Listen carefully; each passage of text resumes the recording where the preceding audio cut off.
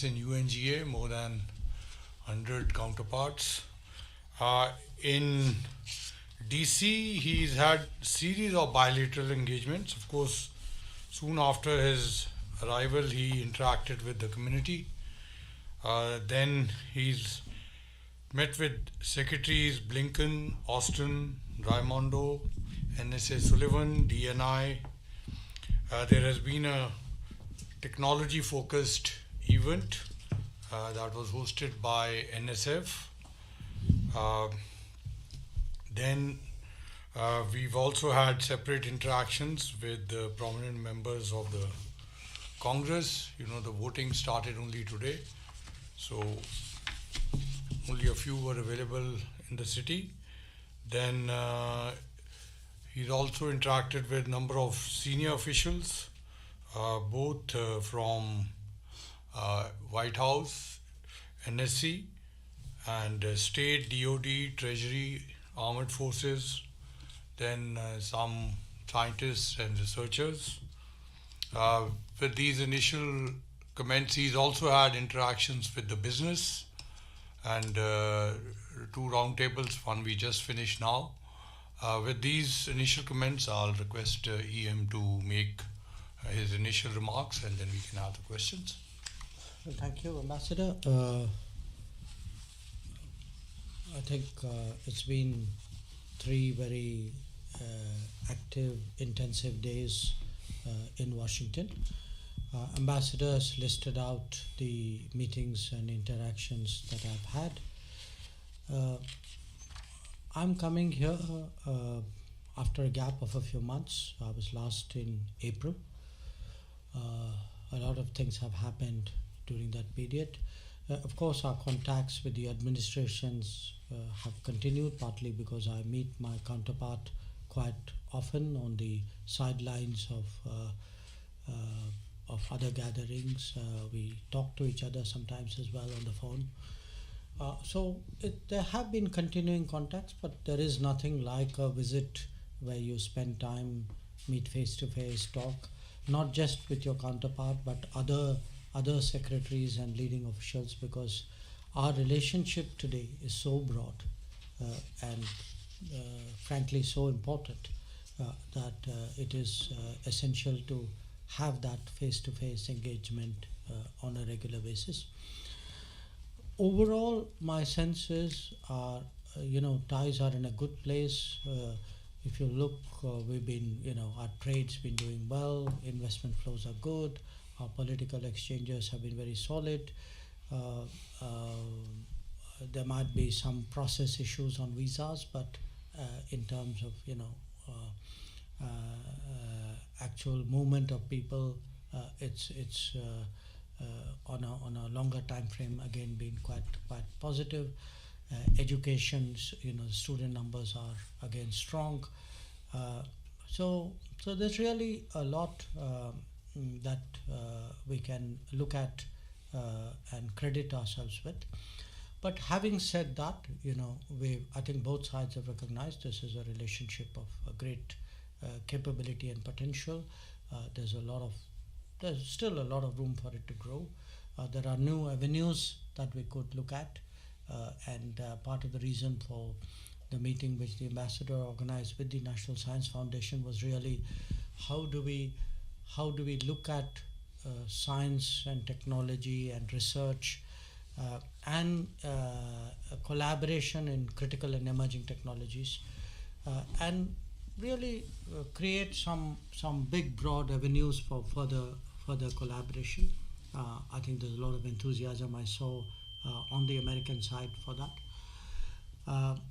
He's walked you down some of my other meetings, but there's also a global context which is very important for my discussions, and they reflected to a great deal my conversations at the UNGA as well. The world economy was already under a lot of stress because of the COVID. The Ukraine conflict and its repercussions have added to that.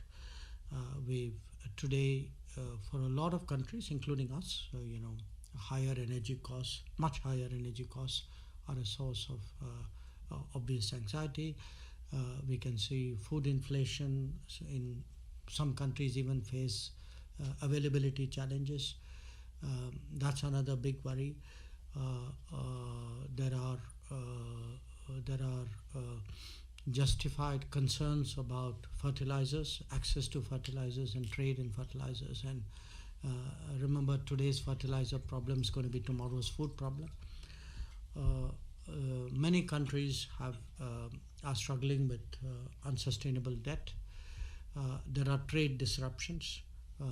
So the big picture, quite honestly, in the world is not an optimistic picture. I think we have a very worried international community, and I saw that for myself in the UN General Assembly. So that too, where was a sort of a broader context in which we had discussions, because today, if you look at the India-US relationship, it's not a narrow relationship only devoted to each other's gains. I think our relationship today impacts the rest of the world, definitely does the Indo-Pacific. There are a lot of countries who look to us individually or bilaterally for some part of the betterment which they hope for, and the solutions which the world is searching for in many respects. So that's the sort of broad sense which I want to give you.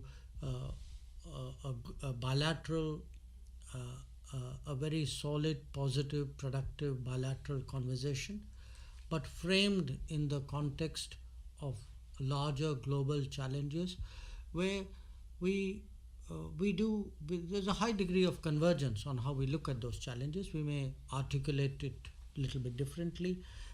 It's natural, our positions will not be identical, our priorities may sometimes be a little bit different. But again, the good part of the relationship is today that we understand that we have to make space for each other, and that we can work with each other even if we do not entirely agree on every aspect of every issue. So it was a very comfortable visit in that sense. I think we had some very good conversations, but I'd be happy to respond to any questions or comments or clarifications you may have. Just to mention, EM is leaving this evening.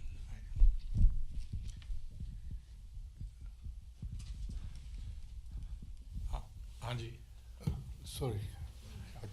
EM, thank you so much for this press conference. Okay, I want to take you back to the Prime Minister's comments in Samarkand, and if I may. The first part has been reported about, and much excitement has been around the first part, that there is not the air of war. The second part is what I'm interested in. The second part is that he said that on phone, we have had this conversation on phone, and we have discussed this very often, that diplomacy and dialogue is the way out. So what happened? What made the Prime Minister go public with this?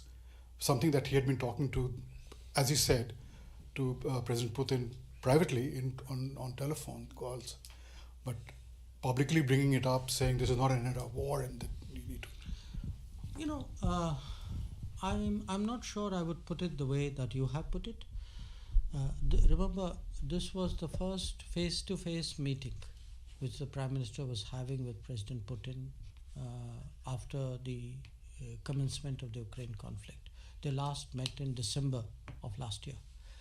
So, it was very natural when they have a face-to-face meeting that you begin the meeting, the press is there, you make the press remarks, and if you look at the video of that particular occasion, that's exactly what happened. Now, it's not as if we have not said that before, that we have been expressing our concern about the conflict, about the need, about the urgency for early cessation of hostilities, about the need for dialogue and diplomacy. So there has been a steady refrain.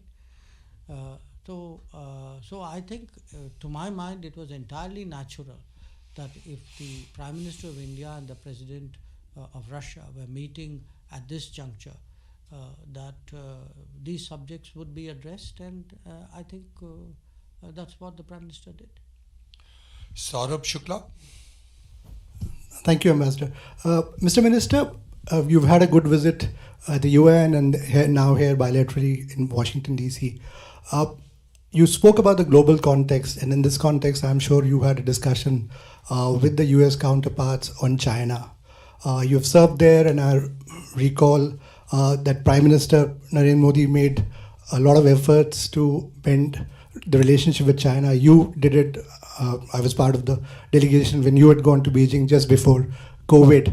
Where do you see the US and India's interest converging when it comes to China? How do you handle a belligerent China, I would say, in Indo-Pacific? Because certainly the relationship between India and China, China and the US is not in a great term. How do you handle China bullying its neighbors in this Indo-Pacific and in the global context?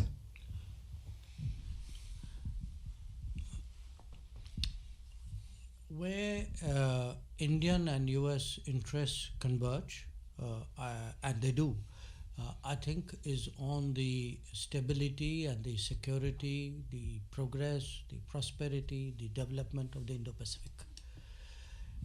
Because you have seen, even in the case of Ukraine, a war fought a great distance away has the potential, has the capability of actually creating turbulence across the world in terms of implications for the daily lives of people. So you have to understand today this is a very globalized, extremely interlocked, a very interdependent world. And it is therefore, we all, to say that we have skin in the game is an understatement. I think we have vital stakes today in ensuring that the larger region is stable, that it is secure, that there is cooperation, that the focus is on the right things. And to my view, what we have seen in recent years is an India whose interests and inclinations extend sufficiently eastwards into the Pacific, and a United States which is open enough to work flexibly and comfortably with partners, going beyond the orthodox limitations in the past of treaties and alliances and so on. So the world has changed, and frankly all of us have changed along with it, and we do today appreciate that no single country by itself can actually shoulder the responsibilities or the burdens of international peace and common good. That it requires a collective effort, it requires a cooperative effort. And India-US is one part of it. We have a bigger gathering or a coordination in terms of the Quad. But there are still bigger ones. I mean, if you look at two new initiatives, the Indo-Pacific Economic Framework and the Indo-Pacific Initiative for Maritime Domain Awareness, they extend beyond them. They are open, they have multiple players out there. So to me, a globalized world, countries who are conscious today that the world is not unipolar, it's not bipolar, there have to be multiple players, they need to work together, there are common interests at stake out here. The rest of the region actually looks at many of the the more capable countries to pull their weight and work together. I think that's the kind of situation. I believe in defining international affairs in positive terms. That's usually how diplomacy is done. So I would urge you to think of it as really a betterment or a strengthening of the Indo-Pacific as a shared objective between us. PTI, Lalit Jha. Thank you, sir. During the meetings with Secretary Blinken, did you raise the issue of F-16 with them in particular, and did they raise the issue of India buying oils and other things from Russia? And secondly, you mentioned about we have a worried international community, as Prime Minister always says, Aapda mein Avshar. What are the opportunities for India in this hour of crisis? With Secretary Blinken, not just with Secretary Blinken, I think a number of issues pertaining to our neighborhood came up. I mean, you can guess the obvious, but I would not like to characterize the discussion in detail because it's a discussion within a closed room. And by the way, that was also applied to the energy scenario as well. In fact, that particular subject, there were a wider set of discussions and consultations involving others beyond state as well. In terms of the, it's a difficult scenario and what are the opportunities? I think today there is an expectation, and here I go back to my UNGA discussion. One of the reasons why there were so many meetings this time, frankly, there was a lot of demand for meetings. Countries wanted to talk to us. And countries wanted to talk to us because there is a belief that we are in touch with key players, we can influence them, we can shape their thinking, we can contribute, we are prepared sometimes to say things which many others cannot say, or reach out to countries and leaders in a way may not be possible for everybody to do so. So I would say there is a more than opportunities for India because it's a very difficult situation. I think there are contributions that India can make. I think we have today a stabilizing role, we have a bridging role, we have a diplomatic role. We have to really see in economic terms how can we contribute to the de-risking of the global economy. I think in political terms, how can we in some way help depolarize the world. I think those are really expectations that a lot of other countries, especially countries of the global south, have of us. Obviously we will try and do what we can, and we remain in touch with all the important countries of the world in that regard. Sukhpal Dhanwa. Thank you, Mr. Master. My question is, thank you, sir. My question is on education. As I've been watching, you were very busy and meeting in New York and here different Secretary of State, Secretary of Defense, Secretary of Commerce. Did you get a chance to meet anyone from the Biden administration or any organizations on this education field or that? And the second is related to education as well, but that is a not question but concern. As we saw in United States, it has been a long time now, sometimes bullying and those kind of incidents. And recently, one incident happened in North Carolina University. One Sikh, Amritdhari Sikh, was arrested. And I'm glad embassy immediately involved. I got messages, what is happening, and we've been working. So is there any way embassy can take call on those kind of incident, and with Indian American community, we can take some initiative to educate those kind of police and universities? And why I'm talking about this education, I've been watching Ambassador Sandhu was interacting and communicating more than 125 representative or university presidents and so forth. So it will be easy for us to use that platform which he created? Thank you. You know, the first question in my interactions with the Biden administration, did education come up? Did I interact with anybody dealing with education? The answer is a yes. The education field has different facets to it.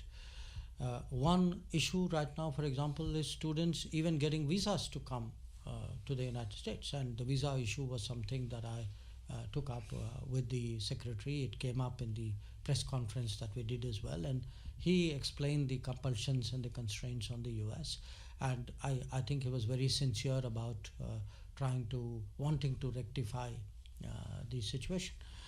But in terms of students who are here, I think some of the education related issues came up at the roundtable which NSF did. In fact, there were presidents of 2 universities there, apart from officials who dealt with research and education. With Secretary Blinken himself, and I think to a certain extent some of the other secretaries, the issue came up in terms of the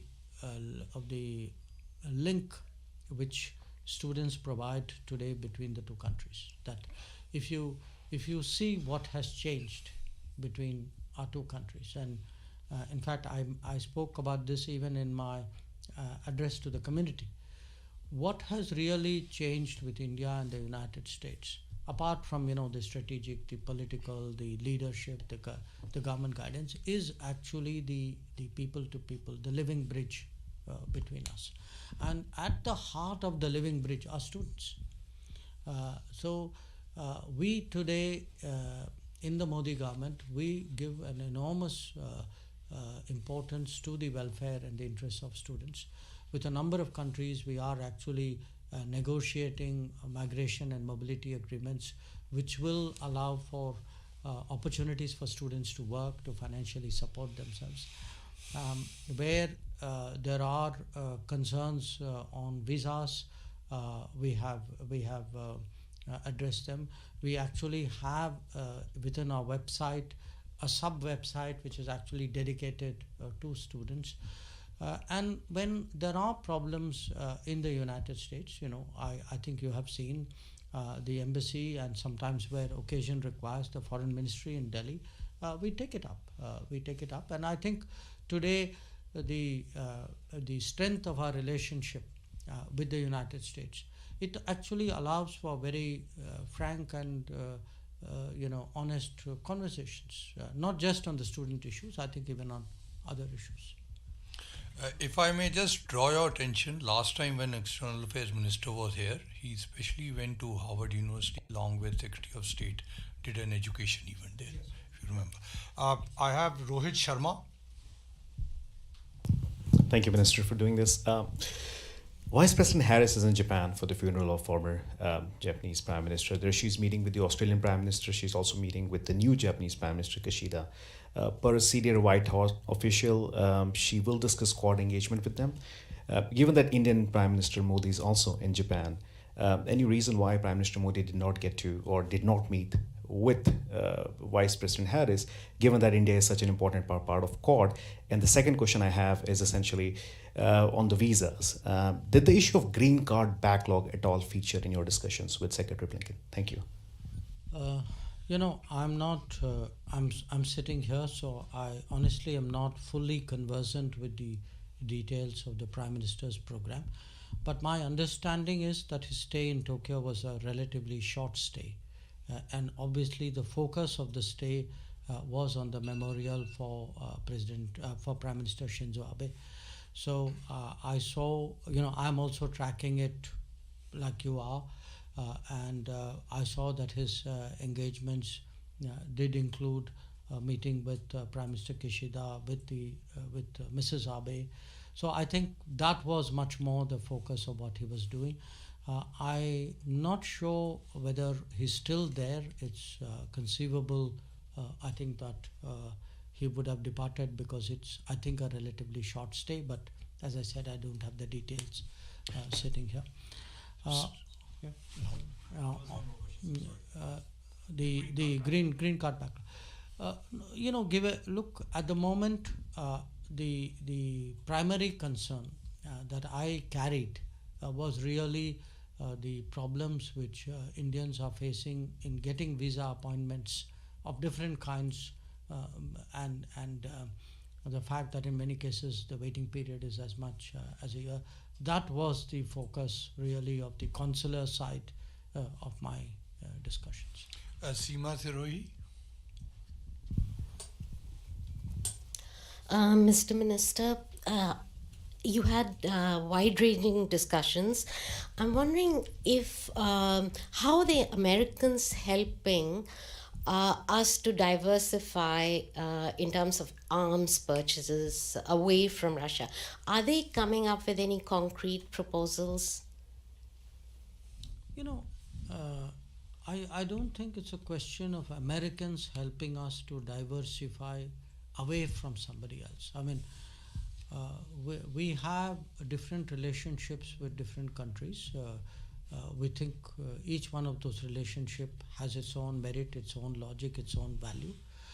So the implicit or not so implicit assumption in your question that there is a zero-sum game between them and one moves us away from the other, I don't think is a logic that I would subscribe to. It's always been our effort to actually look at the global opportunities and make the best decision that we can for our security and for our defense procurements. Now, there were times when less options were open to us. Today, in part because Indian diplomacy has striven so hard over many years, we actually are one of those few countries which have a very, very wide range of defense options before us. So we will continue to make the best of the multiple options that are open and take judgment calls based on what works best for us. In terms of inventory that is built up over period, it's natural in any case. If you have equipment from a country or a company, you would go to that country and company for the maintenance, upkeep, or upgradation of that equipment. So I think in some cases these are, if not false debates, I think these are very exaggerated and very simplistic notions about how the trade works. Have the Americans come up with any proposals to you? Concrete ideas? Not that I know of, no. Sriram, Hindu. Two defense-related questions. In your meeting with Secretary Austin, there was some mention of a dialogue that's going to be launched later this year with artificial intelligence, cyber, and space. Can you tell us at this stage a little bit more about what we should expect? The second question is related to your UN visit last week. You were involved with a couple of France-related trilaterals, and one of them was between France and Australia and India. France was a little bit cheesed off with what was happening in the Indo-Pacific last year because of AUKUS. And I remember at the time there might have been some outreach between France and India. How would you characterize India's role in trying to, would it be fair to say India's playing a role in mediating the relationship of the French with Indo-Pacific countries, especially Australia? On your first question, honestly, that's a technical dialogue between the Defense Department and the Ministry of Defense. So I really don't have the enough visibility or understanding of it to add further to your knowledge. On your second question, yes, obviously there were some issues between France and Australia last year, which is why the trilateral, which was at that time planned, did not take place. I think between them they seemed to have put that period behind them, and that's for them to do. I mean, I would not pretend to you that in any way we were involved, but we are very glad that two important partners for us are today have reaffirmed their ability to work together and work with us together. I think that's to our advantage. These these trilaterals and more than trilaterals sometimes, these are very effective ways of today conducting international relations. They give you many more possibilities, and I think there was one with Australia, there was one with the UAE as well, where the French were concerned, and there was also a trilateral we did with Australia and Indonesia. So you will see this as a fairly regular way of conducting diplomacy. There's a lot of value. The agenda for this, for our cooperation, trilateral cooperation, I think we were able to come up with broad outlines. What are the overlapping interests? Where is it that our working together can help? Some of it was related to maritime security. Some of it dealt with climate challenges. So we did make good progress even in that first meeting of, not first meeting, but even on this meeting of that trilateral. Prashant, Hindustan Times. Thank you for doing this. So yesterday you said that you valued closer coordination in the Indian subcontinent with the US. In that regard, I'd like to ask you if the issue of Myanmar and Bangladesh came up in your discussion with your counterparts. I ask this because elections are due in Bangladesh and there have been differences in the past with US on the legitimacy and credibility of elections in Bangladesh, and what you make of the situation in Myanmar where the crisis, both in terms of the lack of democracy and ethnic groups, remains an issue of concern. My second question, if I may, is what is your view on the Russian referendums in Ukraine, and do you think it aids the cause of peace and conforms to the UN Charter, the two principles that you laid out that India stands for? On your first question, I had a number of discussions, and because each had a time constraint, I tried not to be repetitive or overlapping in my discussions. So some of these issues came up, not necessarily directly with my counterpart, it could be with some of the others. To the best of my recollection, I think we did not go into Bangladesh in any great detail. I think there was just with multiple interlocutors, a broader understanding today that in the Indian subcontinent, it is to our mutual benefit if we coordinate policies more effectively. It is obviously a region where we put in a lot of resources, a lot of energies. It's closer to us, so in a sense we have an understanding of the place, and I think that's something which is appreciated. In some of the meetings, Myanmar came up in a little bit of detail, and I think we exchanged views about where matters stood right now, and whether there was some prospect of improvement on any of its many difficult aspects.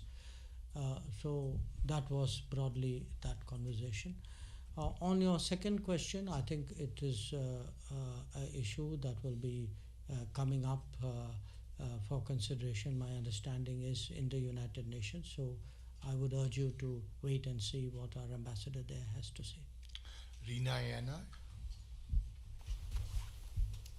Thank you, Ambassador. Dr. Jaishankar, you did mention about the visa concerns that were flagged with the US, and the Secretary Blinken yesterday in the briefing did say that the backlog is being, they are looking into cleaning up the backlog.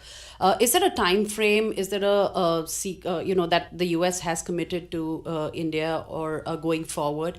And what is the message that you'd like to give those who are really concerned about this visa issues? Well, to the people who are concerned about the visa issues, I would like to give the message that I understand their anxiety and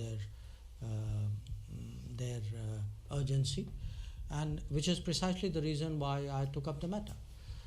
And to Secretary Blinken, I suggested that if there was something we could do from the Indian government to help the US government deal with this issue in a better way, we would be very open open to doing it. I think there might be some issues which he might send our way, but I again feel this is an issue where obviously it's mainly for the US to do, but we will be supportive, collaborative, because it is an issue. I mean, because we have today, and I hear this on a very regular basis in India. I mean, there are families who are not able to meet. There are people who can't keep their business appointments. There are students who are waiting for a long time. So it's a really it's a genuine, serious problem of some magnitude. So, but I'm very confident that with the sincerity that Secretary Blinken showed, and the seriousness with which I hope they would address this, and with any support that we can provide, we hope that things will improve. Vishnu Jayaraman, News India Times. Thank you, Ambassador, and thank you, Foreign Minister. My question is this Prime Minister Modi's message to Russian President Putin that today's era is not an end of the war. Even though this was India's consistent stance, calling for dialogue and diplomacy to de-escalate tensions in Ukraine, his recent public and direct statement to President Putin made a huge impact. Since India is going to assume the presidency of G20 and the United Nations Security Council, how do you view the Russia-Ukraine issue moving forward, given Russia is central to both G20 and the UN Security Council? What challenges do you foresee? Well, as I had explained in answer to an earlier question, it was a subject which was, an obvious subject to come up at the meeting. The position that the Prime Minister took was consistent with the position that we have been taking earlier.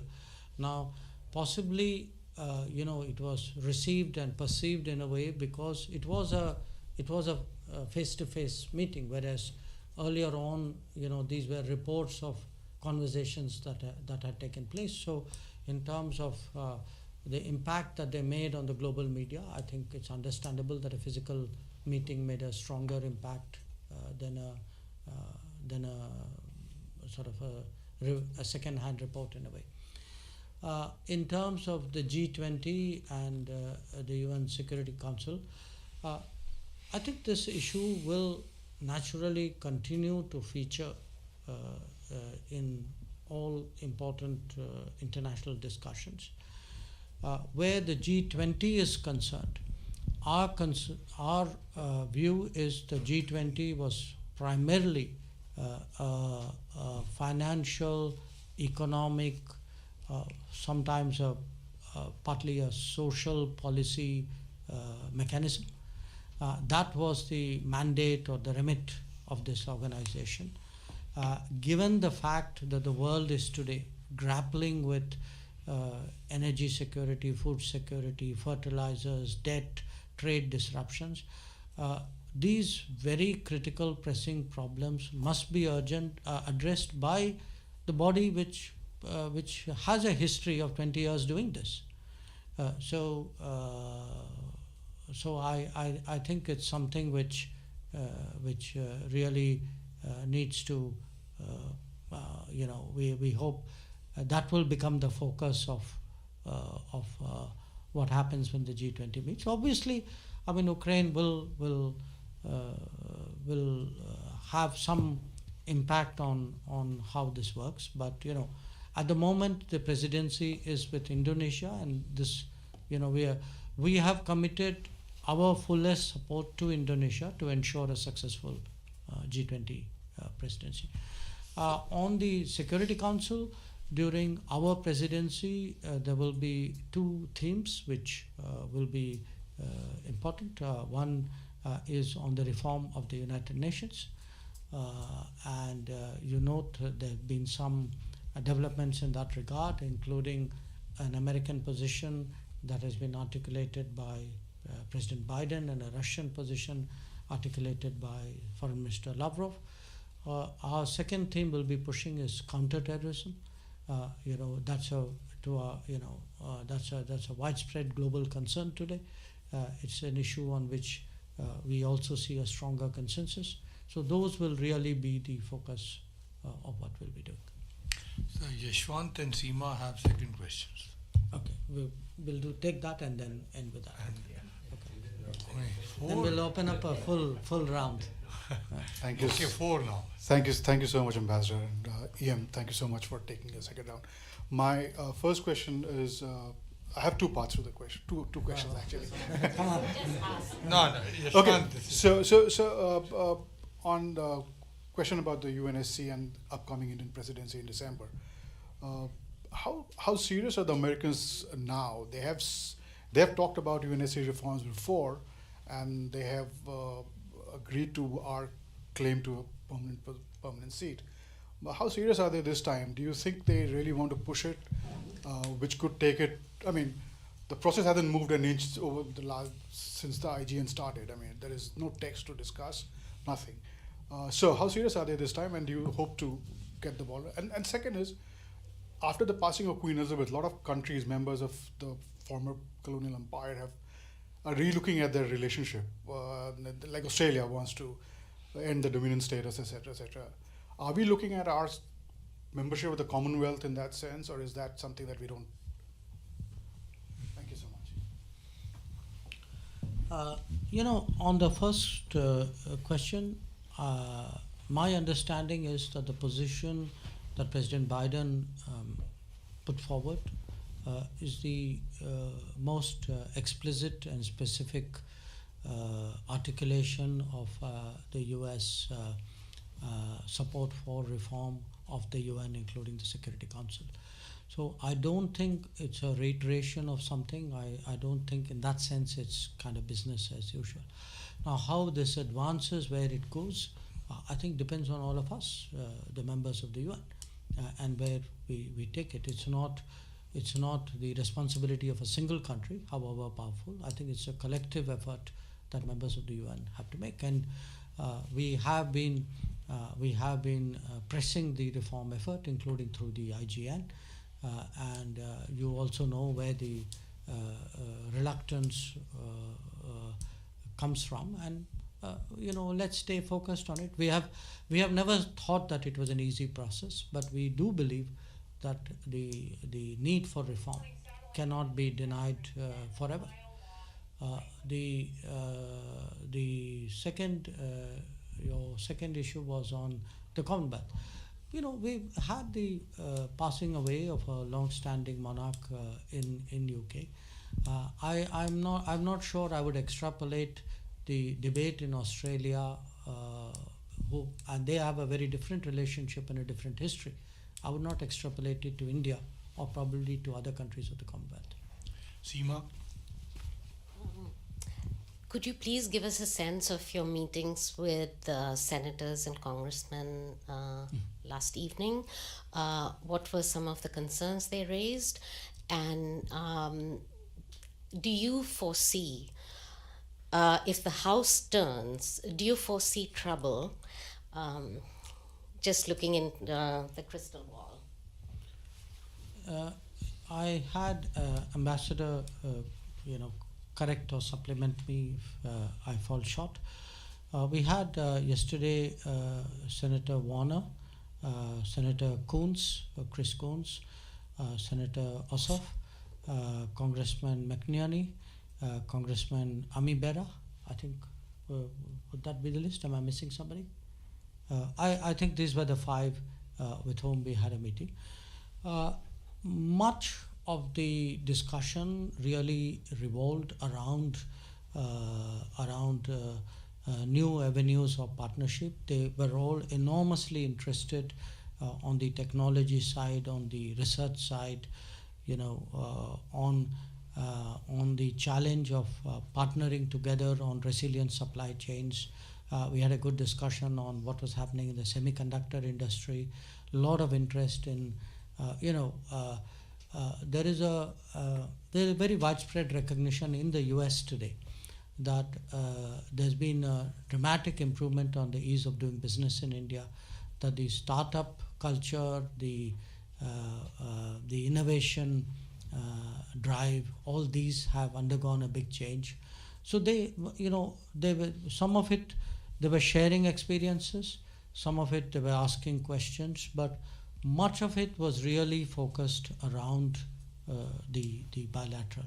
They were passing references to the global situation, but by and large, the conversation with the Congress was largely bilateral. On what happens in American politics, I don't do hypothetical questions even about my own country, leave alone about other countries. Prashant? So you have consistently maintained in China that till agreements on the border are respected, the situation cannot become normal.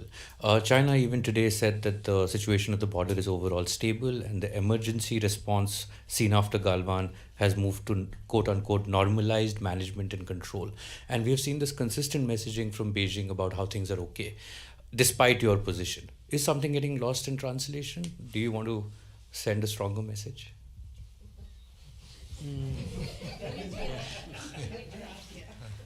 No, look, I think if the spokesperson of a foreign ministry were to say something, I would urge you to seek comment from the spokesperson of the foreign ministry of the corresponding country.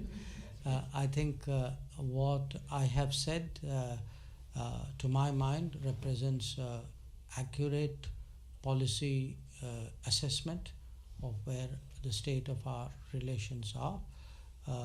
We continue to strive for a relationship with China, but one that is built on mutual sensitivity, mutual respect, and mutual interest. Sri Ram, who's left? Since you left us for the British, so I just thought that's okay. Yeah. Saurabh Shukla. I'll come back to China because I was looking for an answer. You're known for your eloquent one-liners. What's your message to the Chinese leadership? And I would ask again, a leadership which is actually indulging in hegemonic behavior in Indo-Pacific. Some straight talk on that, Mr. Minister. No, I think my last observation should have answered your question. There are two quick ones, Reena and Dhanwa, and we finish. So on the business leaders meeting that you had, yesterday and today, what were the concerns? And if you could just, delve into what really was discussed with the leaders. It was interesting because I get into these business leaders meetings very similar to the manner in which Prime Minister also approaches them. He invites them to express concerns. We take note of very specific problems that they may have, or broad policy, advice or issues that they have. So it's honestly very inviting of I would say of opinions and experiences that they may have had. I was struck by the fact both yesterday and today, hearing from a very broad range of businesses. One, overall appreciation for the improvement in ease of doing business. Sectoral, sometimes company-specific experiences, saying, today there was an insurance company who spoke about how much, what a big change they saw, and how much more positive they were about their business experiences. A lot of interest in the enabling environment, in the larger environment. People, American businesses are struck by how much more digital India has become, how effectively the government is practicing digital delivery. What a change there has been in startups and innovation. How much more enthusiastic students and young innovators are. A lot of positive references to the drone policy, to the change in labor laws, to the production-linked incentive policy. So, I almost invite, I won't say criticism, but I invite problems. I ask people to say, give me your difficulties. But yesterday and today, much more than I had before, I largely heard a positive appreciation. Doesn't mean that there is no room to grow. Doesn't mean that we are heading, we are close to perfection. I'm very real about where we are, and I think so is the government and the Prime Minister. But it did leave me with a reflecting that we appear to have made solid progress, and more important, communicated that to the American business community. Incidentally, in the NSF meeting also industry had joined in, US industry. So, this is not. This is the last. Yeah. Yes. This is not my question. I'm just going to add one thing, which we are all talking about visa issue. As you were with the Secretary of State day before yesterday night for dinner, I'm not sure either you raised that issue on that night or yesterday, but I was surprised. I was watching Indian media and there was a big news. American embassy in Delhi, they started speed up the process, all the visa process. There was a big news. Maybe my friends, they overlooked, but already it is started in Delhi. So let's give the Americans the credit. Thank you very much. Have a wonderful afternoon, and thank you, sir.